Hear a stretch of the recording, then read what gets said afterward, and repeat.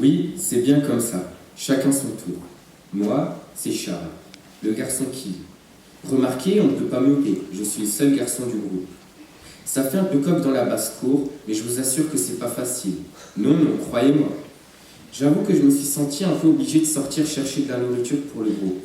Oui, je sais, ça fait un peu époque où les hommes partaient chasser pendant que les femmes gardaient le feu. Je lis Notre-Dame de Paris de Victor Hugo. C'est super beau. Quand je pense que cette cathédrale a brillé il y a déjà longtemps.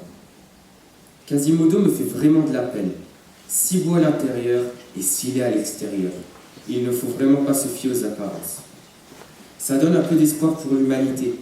Derrière la laideur, il y a plein de beauté, j'en suis convaincu. Mais parfois, il faut bien gratter. Dénicher la beauté qui est en nous, en chacun de nous en commençant par soi, vaste programme et ça vaut le coup. Rien n'est jamais perdu. Et tant qu'il y a de la vie. Ce n'est pas Victor Hugo qui me contredit. Je porte le cachot au-dedans de moi. Au-dedans de moi est l'hiver, la glace, le désespoir. J'ai la nuit dans l'âme. Tu comptes nous ruiner le peu de morale qui nous reste? Eh ben vas-y, te gêne pas. C'est très beau. C'est quoi là? C'est la flamme qui nous reste. Mais quelle flamme! Mais c'est une image.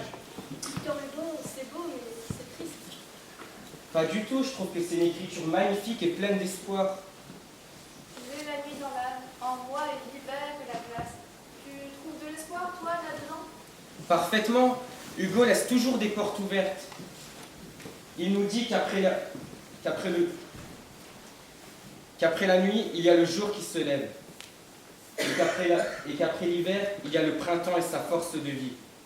Et surtout, il nous dit que le printemps ne serait rien sans l'hiver. C'est vrai, parce qu'il faisait parfois froid dans l'année et que les arbres perdaient leurs feuilles, que nous aimions tant le printemps et l'été. Ça fait bizarre que tu emploies l'imparfait. Faut dire que c'était pas un gars très joyeux, le père Hugo. Ah, parce que tu te trouves drôle, toi. Et toi. Et toi. Vous faites peur tellement vous êtes drôle. Vous êtes sinistre. Excuse-moi Charles, mais j'ai beau chercher, je ne vois pas grand-chose qui me ferait rigoler.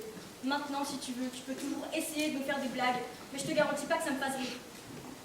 C'est sûr que être dans une cave avec rien à manger et sans même être sûr de ressortir un jour, en voilà une bonne blague. Et puis je vous passe les détails, sauf si vous insistez. La journée ne se terminera pas sans que j'ai mis quelqu'un dehors rejoindre nos 2 voleuses de casse-croûte, c'est compris?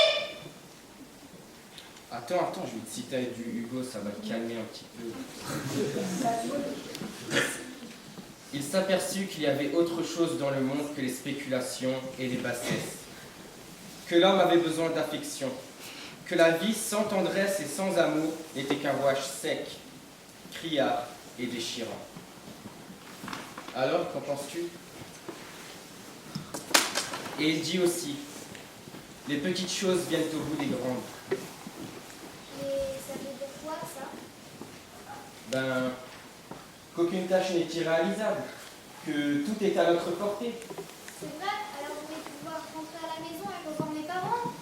Léa, mais purée, arrête avec tes questions. On avait dit qu'on parlait pas de nos maisons, de nos parents, de nos familles et de tout ça parce que ça nous fait trop mal. C'est pourtant pas